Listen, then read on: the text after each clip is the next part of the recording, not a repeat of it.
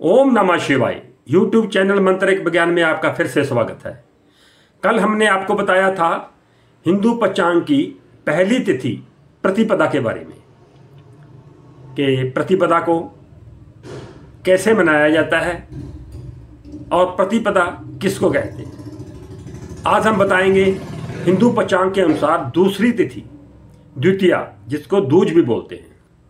द्वितीय को किस देवता की पूजा करनी चाहिए, व्रत विधि और उसका महत्व क्या है, द्वितीया को सुख समृद्धि कैसे प्राप्त करें और द्वितीया के दिन जन्मे बालक कैसे होते हैं, कुछ ऐसे विषय में हम आज बात करेंगे।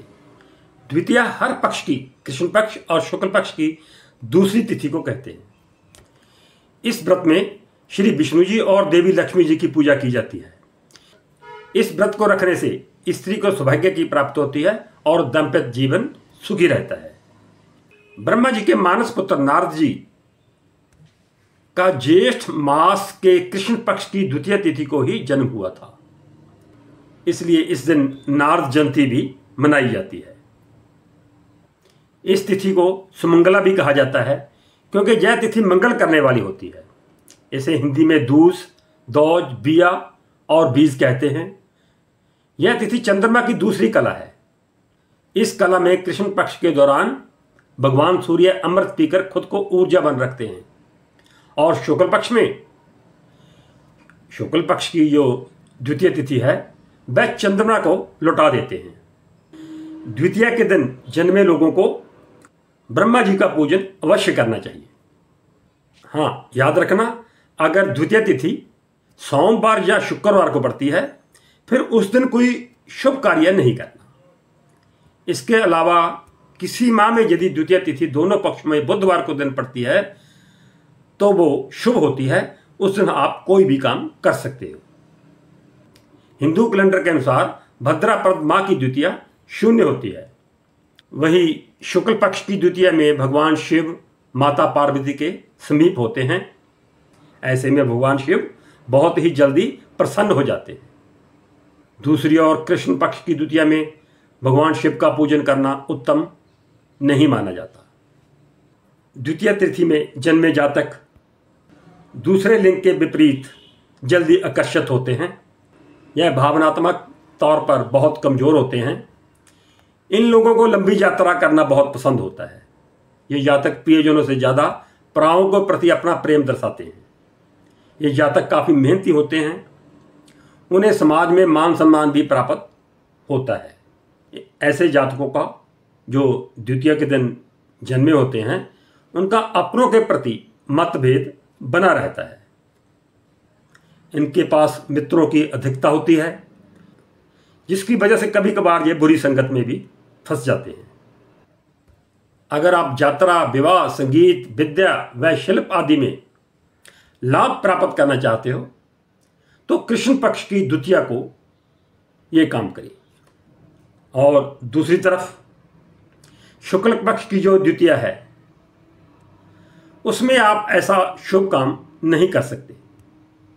इसके अलावा किसी भी पक्ष की द्वितीया को नींबू का सेवन करना वर्जित है। साथ ही द्वितीया दूज में बहुत अच्छे अच्छे त्यौहार आते हैं, जैसे भाई दूज। दिवाली के तीसरे दिन ये त्यौहार मनाया जाता है। बहनें अपने भाई को माथे पे टीका लगाती हैं अपनी रक्षा के लिए, भाई की रक्षा के लिए। जो बहन अपने भाई के माथे पर टीका लगाती है भाई दूज के दिन, उस भाई पर अकाल मृत्यु का भय समाप्त हो जाता है।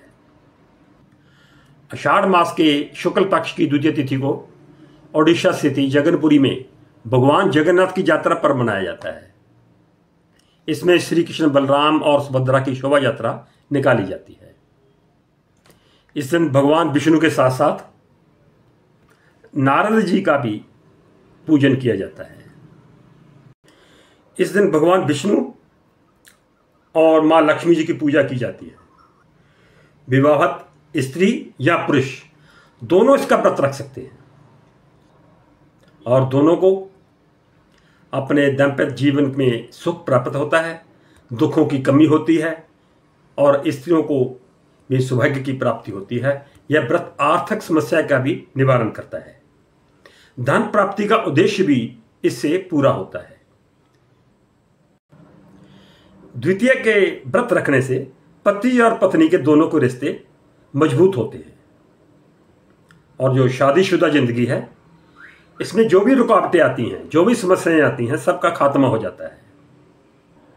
भगवान विष्णु को सफेद मिष्टान और केले का भोग लगाया जाता है। धूप दीप के साथ पूजा करें। इसके बाद कलश में जल के साथ दूध और चावल मिलाकर चंद्रमा को अर्घ दें। चंद्रदेव की पूजा के बाद ही शयन व्रत का पारण होता है। शून्य शयन व्रत द्वितीया को रखने पर आपका जीवन साथी आपसे कभी दूर नहीं होगा। शून्य शयन व्रत होता क्या है और कब आता है? चतुर्मास के 4 महीनों के दौरान कृष्ण पक्ष की जो भी द्वितीया आती है, जो उसको व्रत किया जाता है, उसको अशून्य शयन व्रत कहा जाता है। उसका अर्थ है कि बिस्तर में अकेले ना सोना पड़े। जिस प्रकार स्त्रियां अपने जीवन साथी की लंबी उम्र के लिए करवा चौथ का व्रत करती हैं, ठीक उसी तरह पुरुषों को अपने जीवन साथी की लंबी उम्र के लिए यह व्रत करना चाहिए, क्योंकि जीवन में जितनी जरूरत एक स्त्री को पुरुष की होती है, उतनी ही पुरुष को स्त्री की होती है। ये एक सच्चाई है। अशून्य शयन द्वितीय व्रत पति पत्नी के रिश्तों को बेहतर बनाने के लिए बेहद अहम है। यह व्रत रिश्तों की मजबूती को बरकरार रखने में मदद करता है। दरअसल शास्त्रों के अनुसार चतुर्मास के दौरान भगवान विष्णु का शयन काल होता है और इस शून्य शयन व्रत के माध्यम से शयन उत्सव मनाया जाता है। कहते हैं कि जो भी इस व्रत को करता है उसके शादीशुदा जिंदगी में कभी दूरी नहीं आती, साथ ही घर परिवार में सुख शांति बनी रहती है। गृहस्थ पति को यह व्रत अवश्य करना चाहिए। यह व्रत में किस प्रकार भगवान की प्रार्थना करनी चाहिए वो भी मैं आपको बताता हूँ। सुबह जो भी इस व्रत को रखना चाहता है वो पहले भगवान विष्णु को यह प्रार्थना करेगा कि हे भगवान, जैसे आप कभी भी लक्ष्मी जी के बगैर नहीं होते, आप हमेशा लक्ष्मी जी को साथ रखते हो और लक्ष्मी जी आपके साथ रहती हैं, वैसे ही मैं अपनी पत्नी से कभी भी अलग ना रहूं। इस व्रत में शाम के समय जब चांद निकलने वाला होता है, उस टाइम आपने चंद्रमा को अक्षत, दही, फलों से चंद्रमा को अर्घ दिया जाता है और अर्घ देने के बाद व्रत का पारण किया जाता है। परिवार में और मधुरता बढ़ाने के लिए एक सिंदूर की डब्बी लें, उसमें 5 गोमती चक्कर रख के घर में जो मंदिर है वहां रख दें।